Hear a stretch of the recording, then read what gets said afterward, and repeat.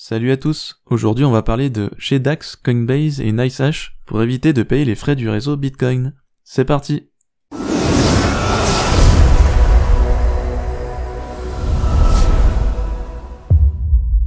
Je vous en avais parlé dans un article du 5 janvier, vous pouvez éviter de payer les frais de Coinbase, mais aussi les frais du réseau Bitcoin.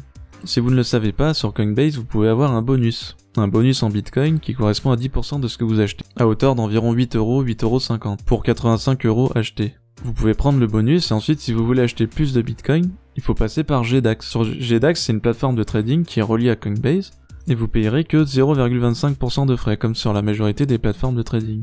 Et ce qui est bien sur GDAX, une fois que vous avez vos Bitcoins, vous pouvez retirer les Bitcoins que vous avez de Coinbase vers GDAX, et ensuite de GDAX vers n'importe quelle wallet, et ça gratuitement, sans payer les frais du réseau Bitcoin. Il suffit de vous rendre sur GDAX. Là voilà, quand vous avez un compte Coinbase, vous avez forcément un compte GDAX. Par contre, il va falloir revalider votre identité, donc ça peut être un peu pénible, parce qu'il vous redemande une pièce d'identité. Si vous avez déjà donné par exemple votre carte d'identité, il va falloir redonner votre passeport ou votre permis de conduire. Ça, c'est un des inconvénients.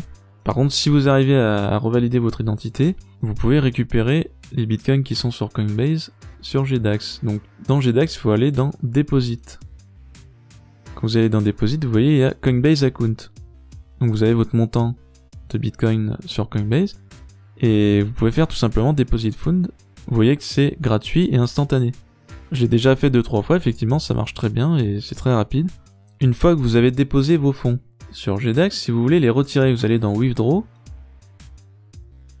Et là, vous sélectionnez BTC adresse et vous mettez l'adresse que vous voulez. Ensuite, le Two-Factor Code, donc la double authentification, c'est la même chose que sur Coinbase. En fait, vous rentrez votre code Coinbase et vous n'aurez aucun frais.